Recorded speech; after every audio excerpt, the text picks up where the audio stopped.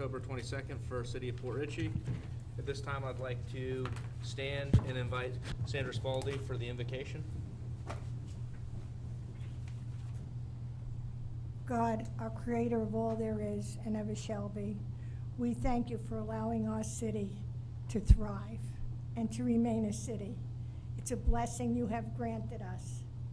We thank you for all the city workers, our police, and our fire department, and we ask you to continue blessing our city. Amen. I pledge allegiance to the flag of the United States of America and to the republic for which it stands, one nation, under God, indivisible, with liberty and justice for all. Roll call, please. Mayor Scott Tremblay. Here. Vice Mayor William Dittmer. Here. Councilwoman Jenny Sorrell. Here. Councilman Tom McClary. Here. Councilman Tom Kinsella. Here. City Attorney James Matthew. Here. City Manager Vincent Lupo. Here. Thank you. At this time, I'm looking for a motion to approve council minutes. Motion to approve council minutes. Second. All in favor? Aye. That having been said, at this time, I want to move on to comments from the general public. We're going to start. I wanted to invite David Mueller to the podium, please. Dave Mueller, 5439 Blue Point Drive. Thank you, Mayor and Council and City Administration. I appreciate the time to talk. And by the way, job well done at the Come to Jesus meeting with the county. All right, appreciate that. What I have before you is kind of a concise view of some things. I'm just kind of making you guys aware. I thought it'd be easier to kind of go through that process. My observations are that the city council, or Tom Kinsella, we need to add an email contact form out there on the website so that he can communicate and interact with the citizens. I did a quick review of all the committees, and I think you guys are making the right progress trying to name people to these committees and move them ahead. I think we're lacking in some areas, the red, the green, and the yellow. I think that speaks for itself. The CAC, I believe, is doing a great job. They've got a council person, and they have a way to contact them by the city. All the other committees do not have a way for the citizens to contact them, and they don't have the current members that you guys approved 2 weeks ago. Also, Todd is also on the comprehensive land use. I would like to see a council member assigned to all those other committees. In fact, 3 of you guys ran on dredging, and I would like to see one of you guys on the Port Authority for that. So we need some council members there, and we need some cleanup on this activity. I'm going to jump right into the main item that I want to talk about, and that's the hot spots at the bottom and that follow-up. Want to know where the status is on dredging of Channel 1 and where we're at. Also, there was a status of a permit that was going to expire for the residential canals. I believe that was requested. Don't know where that stands either. There's a $300,000 line item on the dredging. And my concern is maybe we ought to look at the hot spots and maybe solicit some of the residents of where those are and try to use those funds wisely to try to address those problem areas in the canals. I've listed several hot spots here of what I'm aware, and I'm willing to make myself and my boat available if somebody wants to walk through there or drive through there with my boat and get a bird's eye view of what's going on. Also, I've listed the project list of the known items that I saw in the budget, and potentially we can start with something like this to address our projects. Appreciate your time. Thank you. The next person I'd like to invite to the podium would be Pastor Leonard Lord.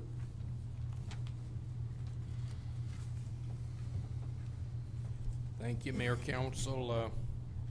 I pastored 8114 Leo Cood Avenue.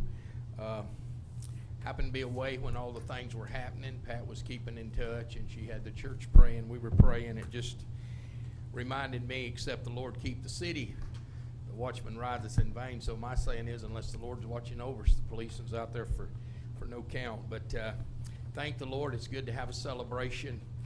You know, when I felt the Lord was leading me to come serve the city, my idea was that Port Richey could be the greatest city in the world. And in order to do that, of course, it comes from the wisdom of God and the submission to the Lordship of Jesus, because He's the one that holds everything together. Matter of fact, says He upholds it by the word of His power. So just wanted to encourage y'all that said the two simple things to make something great is just recognize who's in authority, and that's Jesus. He's the head, and that His word is wisdom. And so as He told me to go out, just encourage people to honor the Lord. You know, it says if we don't have the Son, we don't have the Father. It does concern me, some decisions that was made, opening doors to be fearful, to pray in the name of Jesus.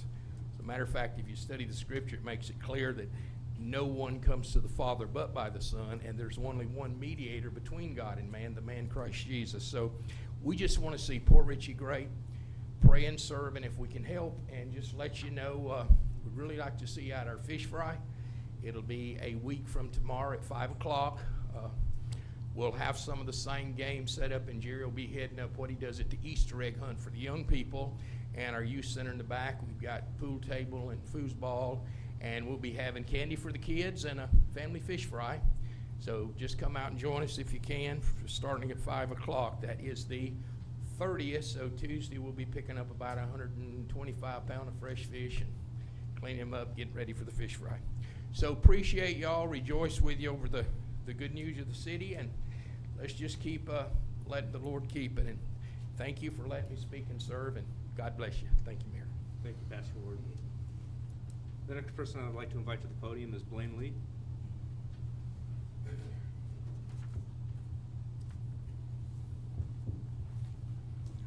Thank you. Blaine Lee, 5713 Berlin. What I'd like to address tonight is what I feel would be a safety issue for the city. I worked for a municipality when up north in New York in my previous employment, and today when I traveled from my home out towards Walmart, the DPW was working on Wilkins, doing some cleaning, and one lane was blocked.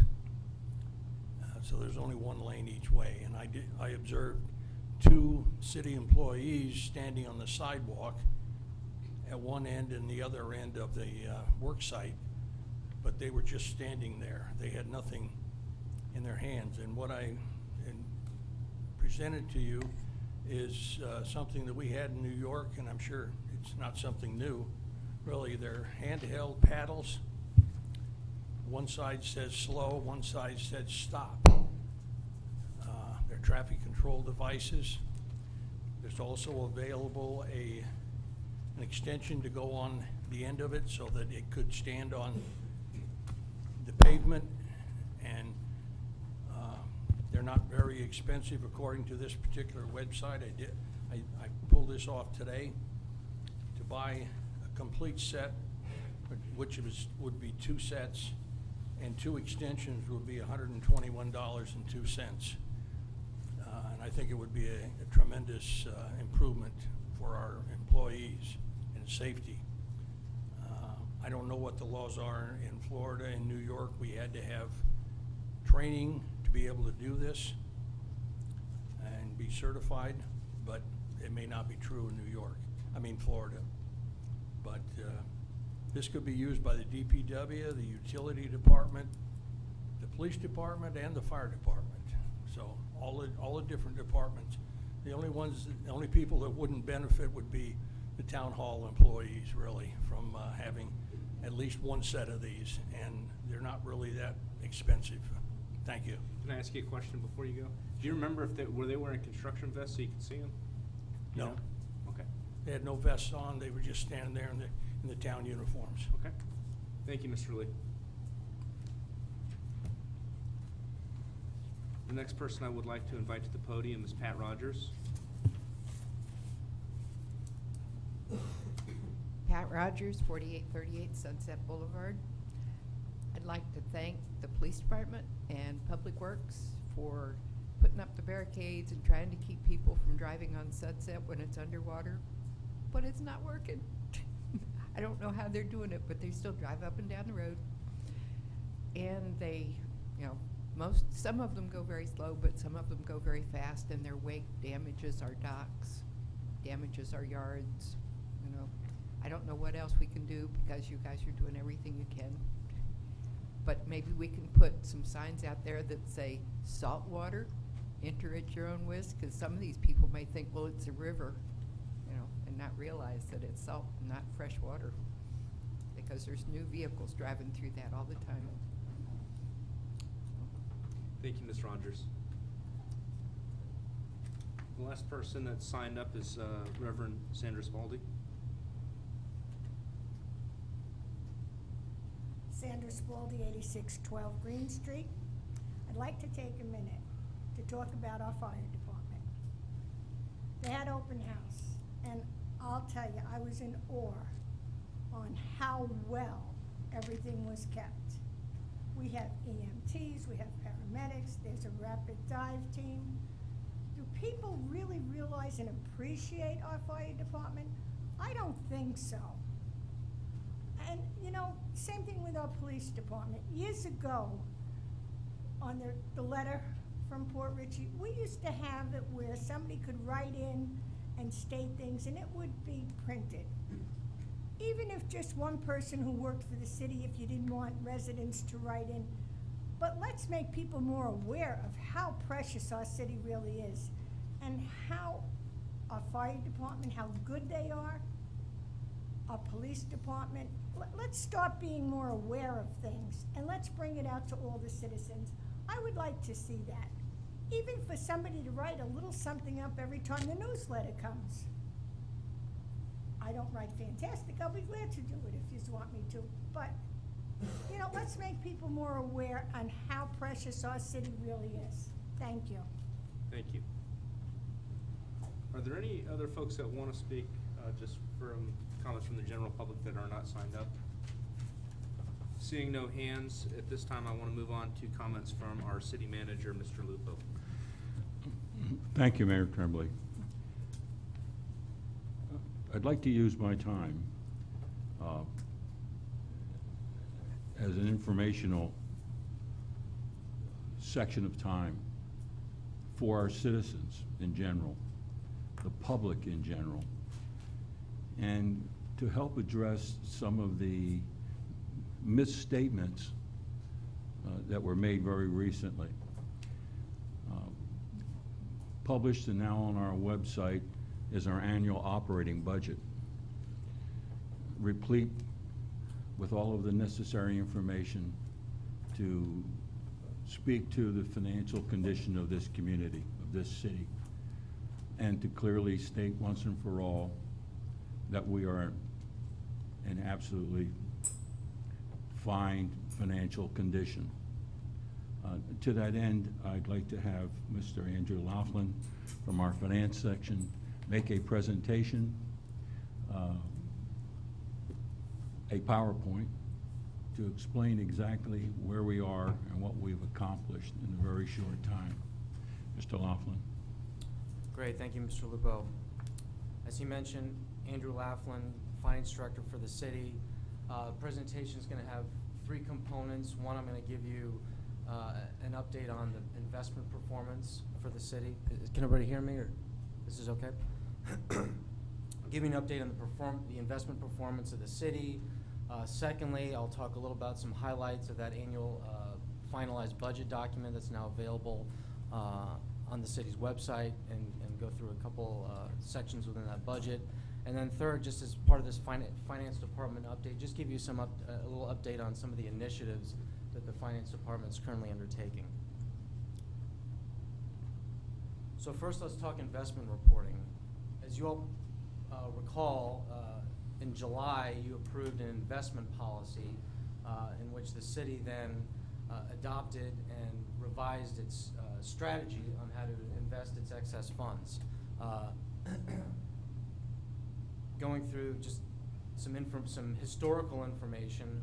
Hopefully you all can see it. If not, I'll give you some of the highlights on the slide. Looking at the audited financial statements from fiscal year 2017 and 2018. 2017, there was about $3,000 of investment earnings. Fiscal year 2018, there was about 13.8 thousand in investment earnings. And now in FY19, for that same 12-month period, FY19, almost doubled that into $26,875. A lot of which was attributed to some of the investment decisions that were made and funds invested in some of the local investment pools in late August that contributed to that sharp increase. And if trends continue the way they are, I can't predict where the market's going and what certain investments will yield. But trends the way they currently are, I would anticipate probably over $100,000 of investment income in FY20, which is a stark increase from what the city was realizing in previous years, so that's great. Just looking at what the portfolio is showing for the city as of 9/30/19. The city's got a main operating account that's non-interest bearing. That's where the city receives revenues, pays payables. There's also a payroll account that's actually a ZBA or zero balance account. So money moves in and out of that main account, the payroll account, but the payroll account at the end of each month maintains a zero balance. The city also has a business checking account that is interest bearing. That has about 1.5 million in it. And then, as I mentioned, just in late August, 2.5 million was invested in the Florida FIT, or Florida Fixed Income Trust, or Florida FIT cash pool, as well as another 2.5 million in the Florida Cooperative Liquid Asset Security System. We'll just call it Florida Class. Those investments took place, as I said, in late August. So they had about a month and a few days of investment activity. So let's look a little deeper into that. First, with that business checking account with interest. Oh, yeah, sorry. I'm moving both things. So first, the business checking account with interest. That, as of 9/30/19, that earnings rate was about 76 basis points. That's 1/100th of 1%. So it's about 0.76 of 1% at 9/30/19. Historically, that's where the city has kept all its money, just in an interest-bearing business account with its bank. Interest earnings on that were about $13,704 for the year ending 9/30/19. Then you move on with Florida FIT. This is a snapshot of the portfolio statement for the month of September. The current yield on that was 2.26%, so comparing that 226 basis points to 76 basis points, realizing a lot more earnings in the Florida FIT compared to the bank interest that the city's been earning. And that balance has ballooned to $2,506,596, about $6,596,000 in interest in just a month and change of time. So what does that Florida FIT investment pool consist of? The underlying holdings are predominantly commercial paper and CDs. So these are low risk, quick to maturity type securities, all fixed income, some bank deposits, a little bit in U.S. Treasuries, but the majority is in commercial paper and bank CDs. So all AAA rated or A1 rated. So high rating, and then a stable NAV of $1, which means it's dollar in, dollar out, whatever the money the city puts into that. There's no fair value fluctuations. The city will get out what it puts in plus interest. Florida Class, kind of the same thing. That investment earnings is it's not performing quite as well, but very comparable. That's got $2,506,574 balance, so about $6,574 of earnings. Interest rates just in the last month fluctuated from 2.27% at the beginning of the year to 2.15% at the beginning of the month to 2.15% at the end of the month. Those underlying holdings are a lot more dedicated to commercial paper. I think that's about 86%. I know that's tough to read, but the vast majority of the underlying holdings in Florida Class is commercial paper. So the portfolio mix is a little different between the two investment options. Overall performance, largely the same between the two, but that's why we diversify and we're in 2 LGIPs instead of 1. So that's just what my overview on investments. According to the investment policy, I'm required to provide biannually an investment report. So this is my kind of end-of-year investment report, and then 6 months later, I'll readdress with you all at March 31, 2020, and we'll kind of go through this again so you can see how the investments are performing. But I'll take any questions if you all have them on investments. I had Mr. Mayor? I had a question that was a question that's been asked by a lot of the general public about everything that's kind of happened recently, and you'd be in the best position to answer, I think. I pulled the statute, but a lot of people have asked me the difference between a regular audit and a performance audit. And I figured in your field, you've probably been involved in both, and I wanted to know if you can explain that in lay terms, not just to the council, but to the public. Sure, I can address that to everybody.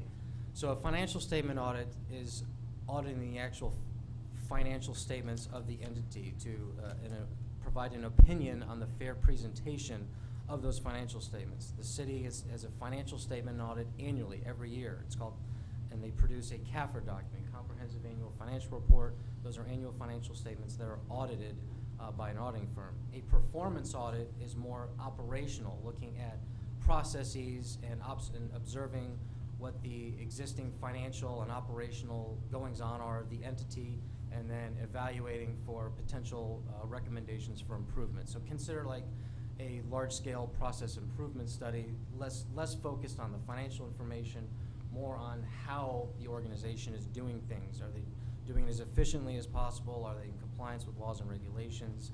Are they good stewards of the taxpayers' money? Those sorts of things, more performance and operational in nature than purely financial. And the other question I wanted to ask you, in your professional opinion, do you have an opinion in terms of our city, in terms of both performance versus just a regular audit of how the city's doing?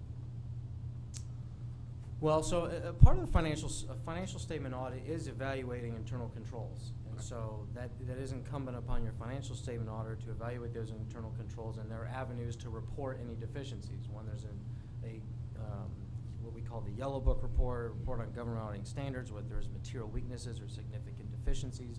Those get reported. There's also a management letter where there's recommendations for improvement.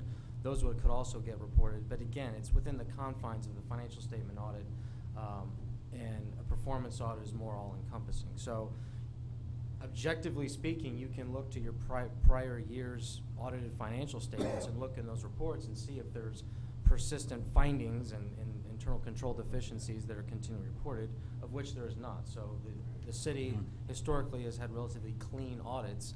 That's not to say there's some things that I've personally seen that maybe the city can do better or do more efficiently. I'll allude to some of that in some of the finance department initiatives I have at the end of the presentation. But overall, I think that's a good barometer, is how has the city been faring on its financial statement audits? Have there been persistent internal control deficiency comments that aren't getting resolved? And we haven't seen that in those financial statements. I appreciate that, and I'm sorry to put you on the spot. I just wanted to be able to flush those issues out while we're all here in a public meeting. No problem. Great question, and happy to address. So the next piece of my presentation is just, let's talk a little bit about numbers, and we're going to talk about that final adopted budget that's been posted online. But again, I don't want to belabor the 2020 budget numbers. We went through those in budget workshop. You approved those in public hearing.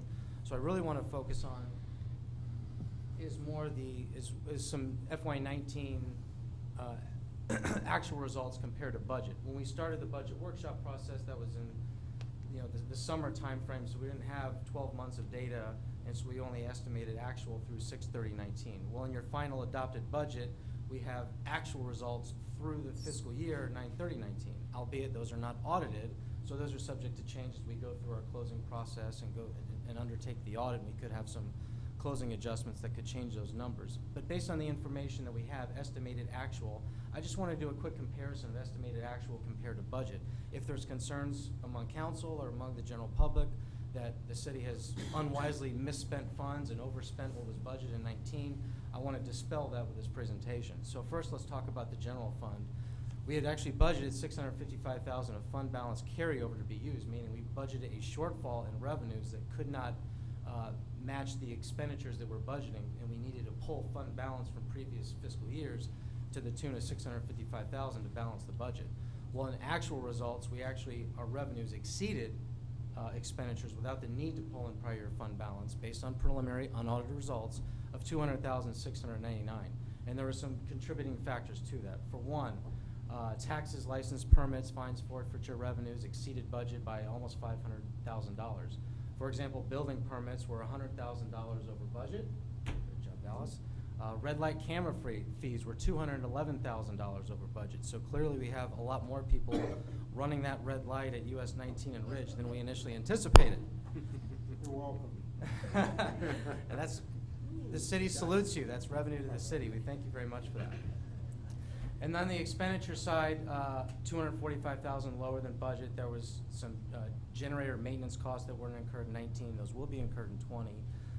Less overtime costs in dispatch, and then some professional services in various departments that were unused. On the Community Redevelopment Fund, we had an actual change, positive change in fund balance based on preliminary FY19 estimated results of $649,000. A lot of that is due to just capital projects that just didn't occur in 19. We've actually have budgeted dollars for it in 20. For example, we're about under budget from actual to budget about by to the tune of about $400,000 for dredging work.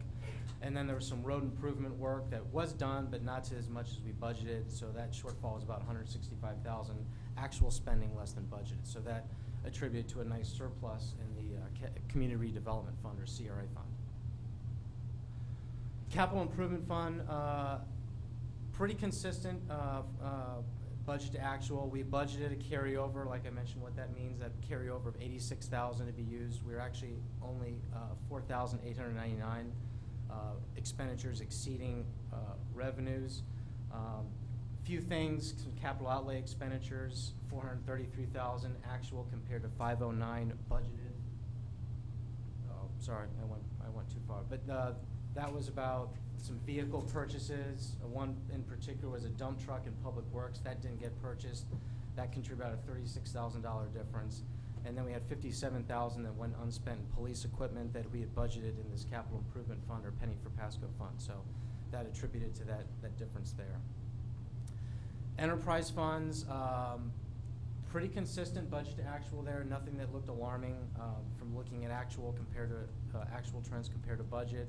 The largest budget to actual variance that I mentioned here is in the water treatment division, mostly due to purchasing less water. So we purchased a lot less water than expected, about $95,000 difference. And there were some less professional services costs that were used, about $69,000 difference. So the water treatment division came in more significantly under budget than the other departments that comprise water and sewer.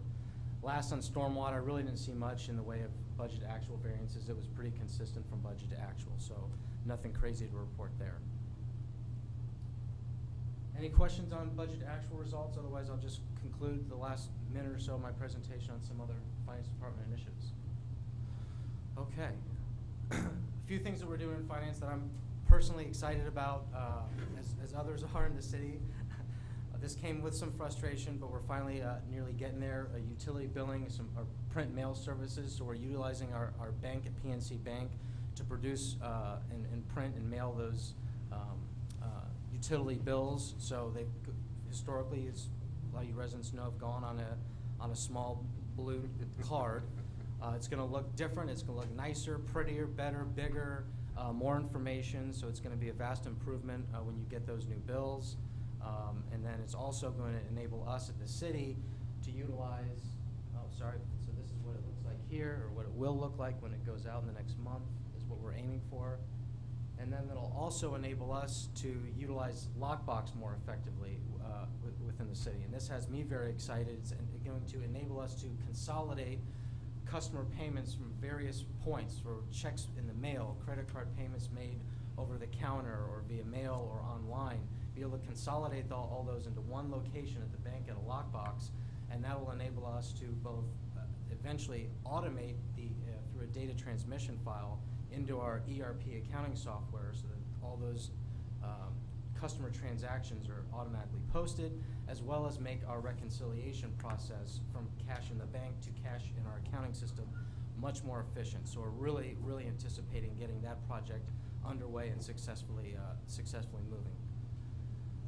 Well, a couple other things that we're doing in the utility billing, we're looking at some dashboard reporting. This is through use of a data visualization software called Microsoft Power BI. It helps us look at trends around usage, revenues, adjustments. For example, these are some of the things. I won't belabor you with the details, but doing some exciting things in here as well so that we can evaluate any potential spikes in usage one way or the other. So if there was some zero reads, we can investigate that more readily. Any potential customer usage or bills that look out of whack, those are some things that this dashboard will be able to help us readily identify so that we can tackle those before sending out customer invoices. So that'll be a nice addition to some of the controls that we already have in place in that area. Last slide is just some other cost savings initiatives that we have. We're going to be upgrading to a new phone system citywide. It's going from an on-premise solution with Windstream to a hosted PBX solution using voice over IP. This is really the wave of the future, so it's going to improve both reliability. It's going to alleviate the need to maintain equipment and infrastructure on site, as this will be hosted by the provider.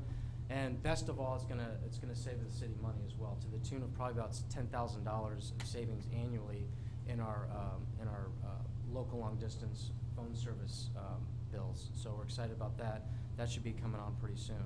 And then we're also looking at some payment card options to replace what we're currently using that has some rebate offerings that can also generate some additional savings to the city as well. So we're looking at those options as we speak. So again, some exciting things going on in finance. Happy with the way things are moving. As far as any financial concerns that anyone might have, I'm happy to address them. If anyone wants to ask me, is the city in dire financial straits, I would say unequivocally no. Debt compared to assets and revenues is very manageable. It's long-term, out over until 2035. There's no big ballooning payments due. The city has no speculative investments or real estate holdings that's subject to market fluctuations and declines in fair value. As long as we budget conservatively and spend judiciously, I have no concerns in really any area as far as the finances of the city. And as your finance director, I will give you my resolve to ensure that we do maintain good fiscal responsibility of the city.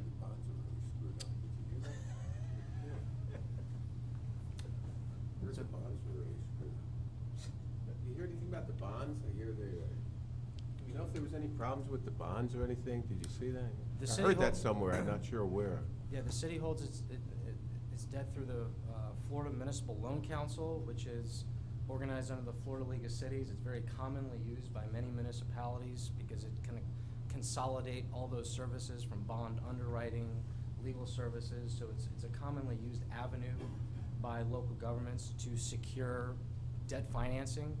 I've read through all the bond docs. There's nothing concerning in any of those documents. There's a clear repayment schedule through 2035. Interest rates are standard. Nothing of concern that I... No massive $17 million balloon. No. I don't know where I heard that. I don't know where I heard it I either. just can't figure it out. No. Thanks. I thought the same since I did it, but I- just can't figure If, it out. if I might, thank you very much, Mr. Loftman. What you just heard in the last 10 minutes, in an abbreviated form, is this city council's and administration's efforts to move the city well into the 21st century. Upgrades to just about everything that we're doing, clear and defined actions demanded by this city council and by the citizens of what we're doing, where we're doing it, how we're doing it, what it's costing us, and is it cost effective. And what you see now is the beginning of the conclusion of some of that work. You're beginning to see the benefits and the payoffs. Last year alone, interest earned was double, well, almost double the amount over the previous 2 years. And we're looking forward to even more inroads.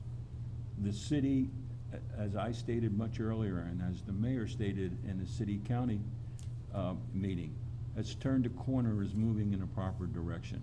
And mainly, it's because of the efforts of this city council and of the citizens. And I'd like to thank you again for the help that you provided this community. Thank you.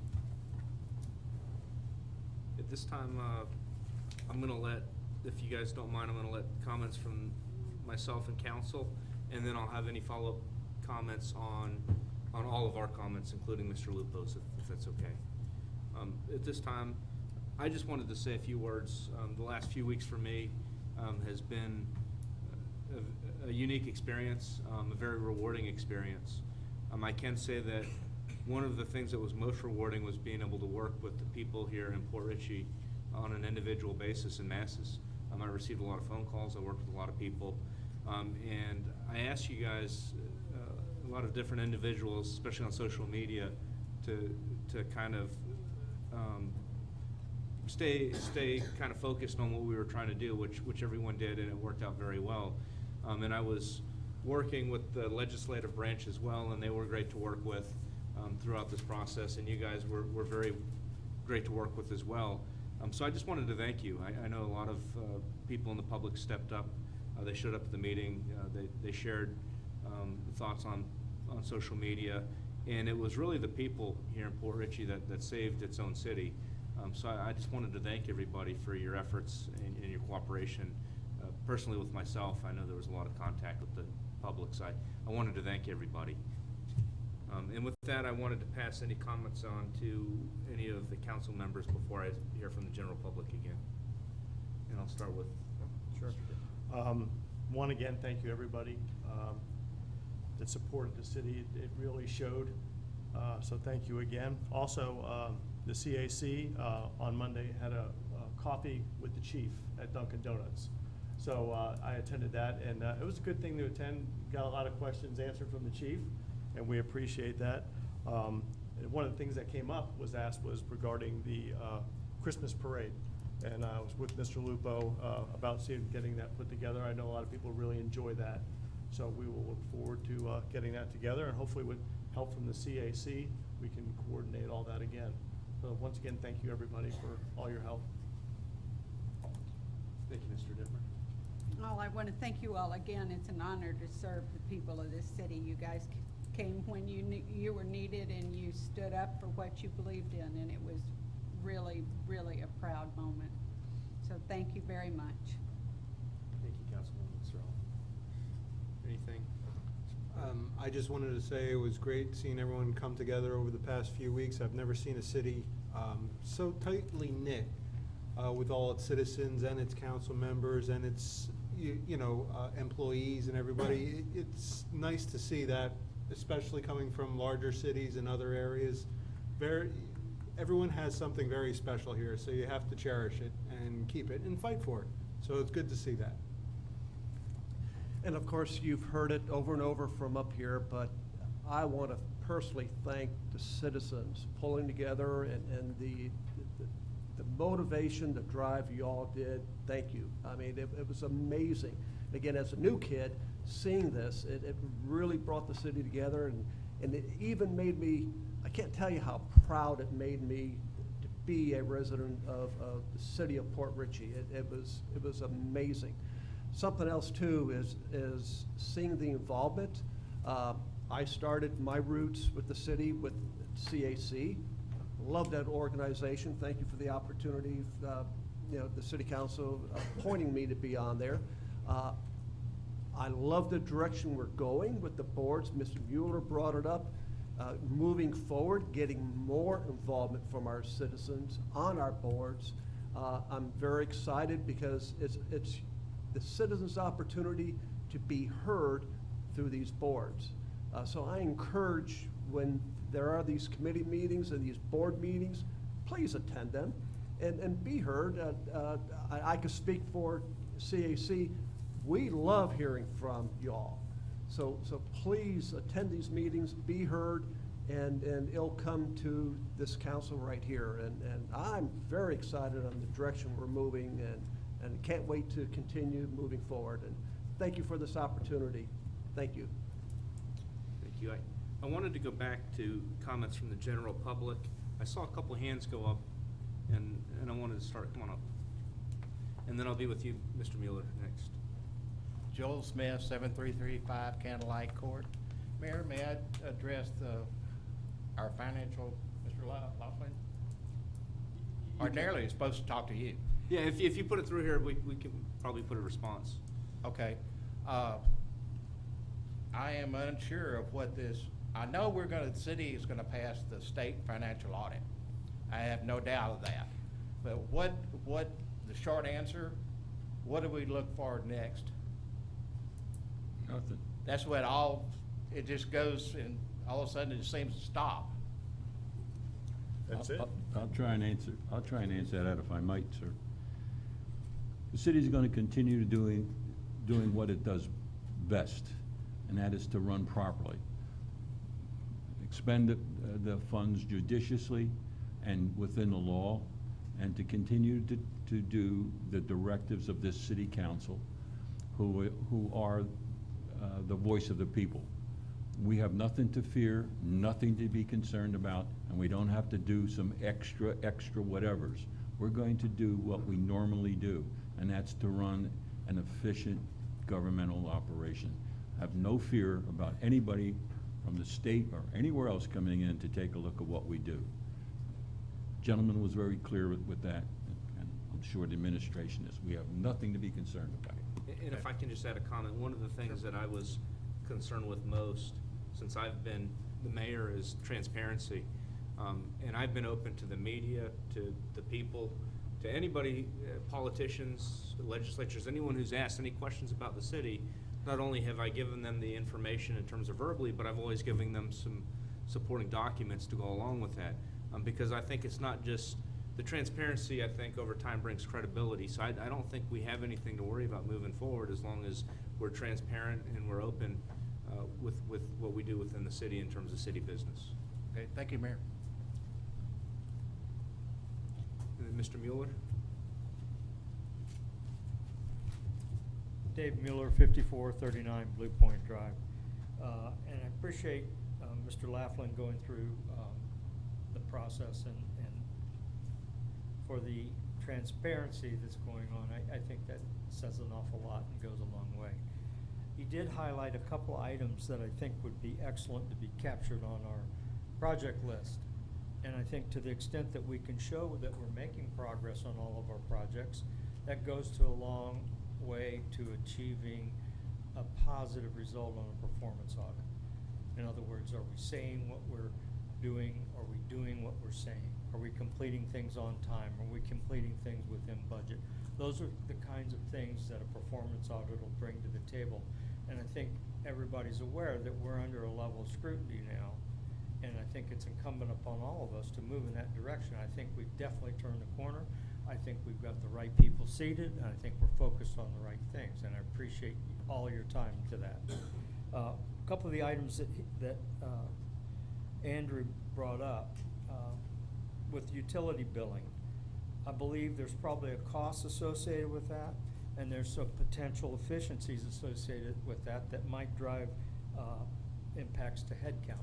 And I think at some point in time, we need to look at the whole picture from an organization standpoint. And we got the right people, right skills, right number of people in various departments. Are they deployed in the right thing? Maybe we need to do some introspective assessment and see where have our people. If we have enough, we have too many. Those are all things, efficiencies that'll help us make us a better city as well. Also with the phone system, these are all things, it appears there's gonna possibly require different levels and skills within our own departments within the city.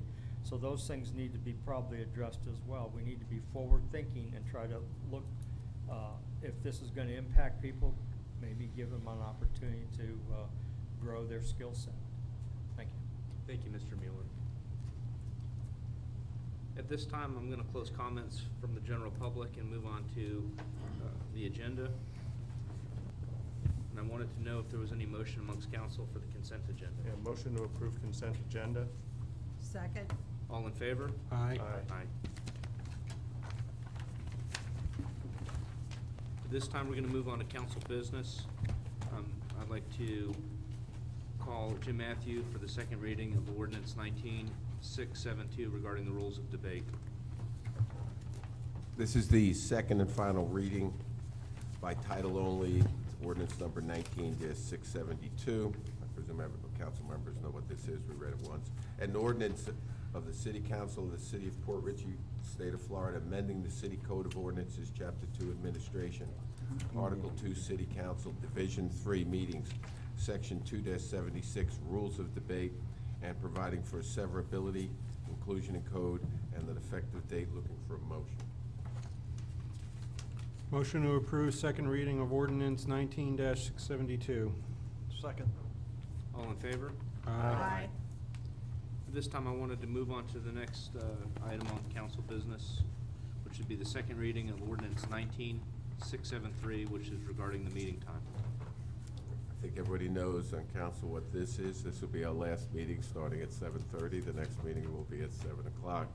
This is the second and final reading of ordinance number 19-673 by title only. An ordinance of the City Council of the City of Port Richey, State of Florida, amending the City Code of Ordinances, Chapter 2, Administration, Article 2, City Council, Division 3, Meetings, Section 2-66, Regular Meetings, Time and Place, providing for severability, inclusion in code, and an effective date. Looking for a motion. Motion to approve ordinance 19673.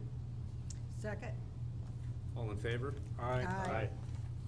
This time, I'd like to move to the last item that we have on council business, which is a consideration of Operation Stone Garden Memo of Understanding. And I'm going to pass that over to Mr. Lupo for explanation. For City Council consideration is an agreement with the Pasco County regarding an updated memo of understanding for Operation Stone Garden. This memorandum of understanding would permit the Port Richey Police Department to participate in grant-funded operations in conjunction with U.S. Customs and Border Patrol. We're looking for a motion to approve Operation Stone Garden memo of understanding. Before we have any motions, I'm going to open it to any kind of discussion amongst council, if there's any Yeah, discussion. the question I have, it's basically for salary, overtime. Yes, that's correct. Everything's going to be paid for by the federal government. It's in conjunction with the U.S. Border Patrol. And Pasco County gets the grant.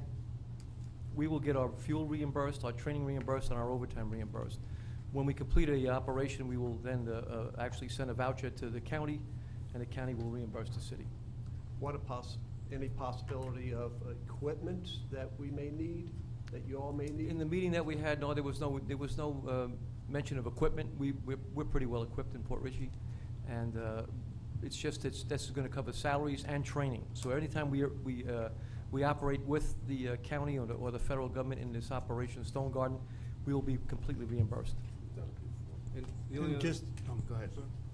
Just as a clarification, this would enable a officer to be on the water and patrolling along the water as Yeah, well? This has a trafficking element. I don't want to get into too specific. It's human trafficking and drug trafficking. It's going to be on the water. We're not necessarily going to operate in the city, but we would be operating somewhere in the county. But yes, the water would be covered with it as well. It's invaluable training for our guys to pick out the means that they're human trafficking, and some of them are using taxis, vans, and things like that to move the people around. So it's going to be a opportunity for great training for our officers as well.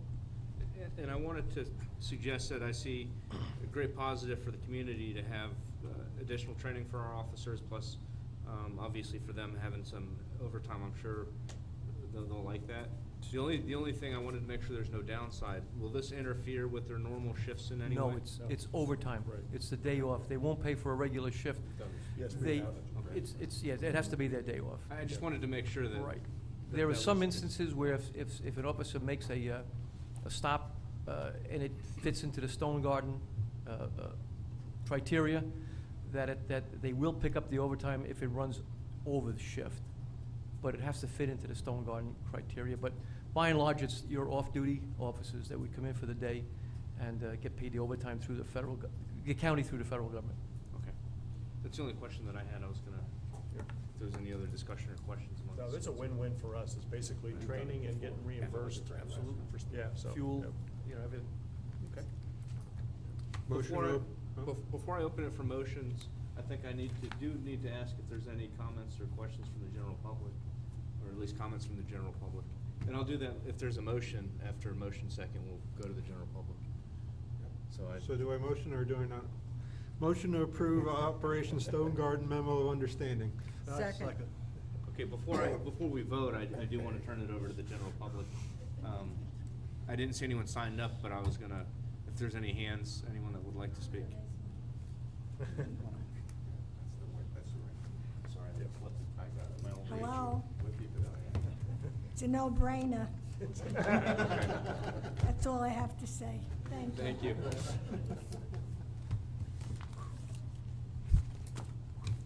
Pat Rogers, 4838 Sunset Boulevard. There again, like she said, it's a no-brainer, but it's one more thing to say, you know, this is another feather in our cap and more training that our people have to serve the citizens and take care of us. So it's a good thing. Thank you. And Is this- I just like to say, that this also shows Port Ritchie that we're willing to cooperate, be involved in not just Pasco County, but the West Coast, and show the other law enforcement agencies, we're here to stay. That's correct. We were invited into this. We had an MOU last year, but I don't think they participated with it.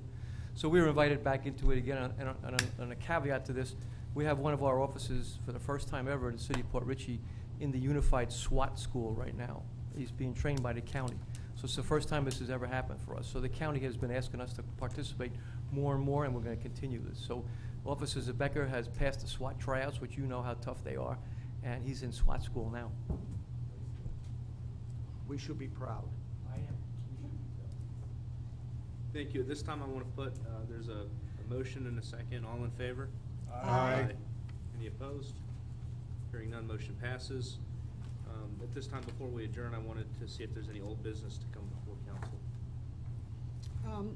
I'd like to ask and inquire about the handicap playground, where, can we get back on schedule after all this turmoil that we've just recently had? We've been attempting to do that. First, the turmoil kind of slowed us down, and then the storm subsequent to that. I'll be with our Public Works Department, and we'll start to move forward with that project. Okay. And can we ask the police chief to tell us all about the new system and how long before this is going to be on board? It shouldn't be too much longer. We knew as we were gonna go forward with this, there were gonna be some issues that we were gonna uncover. So we had to replace, initially we thought we had to replace 3 computers. Well, turned out to be 6. And then there were some cables that had to be pulled and then switches installed. The holdup is on our side, only because the equipment is not, we don't have the equipment, not the installers. So part of the computer-aided dispatch elements, some of them have already been installed, but we just can't go a little bit further until we had to have some cables pulled last week and a switch installed on Monday. So it shouldn't be much longer. Okay. This is going to be another feather in our cap. Oh, yeah, because. And cooperation with the county. Right. To coordinate everything, right? We'll be able to see everything the county is doing. They'll be able to see everything we're doing. If something happens in the city of Port Ritchie and the individual ends up in Dade City could pull our reports and see what happened, and they can go ahead and look. It's going to be fantastic. It's going to unify us with the county.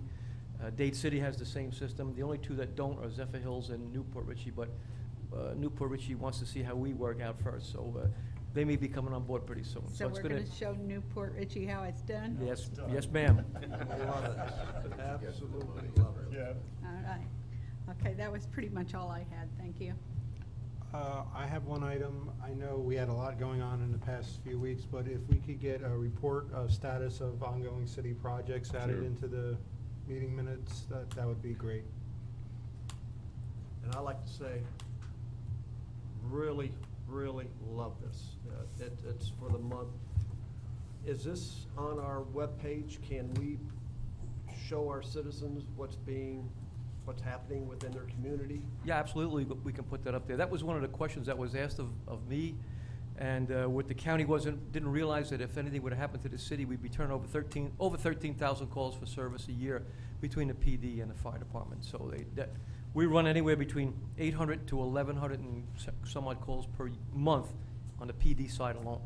And then there's over 1,000 calls a year for the Yeah, FD. I know you've always had the transparency, but this here is showing everyone, all our citizens and then beyond, what y'all are doing and that you are busy, and I really like that. I think that's great. We can certainly put that on the website, absolutely. Yeah, if we could, show this, because I've heard citizens were complaining, well, what does our police department actually do? Well, here it is, so put that to We can make that rest. happen. Yep. Thank you.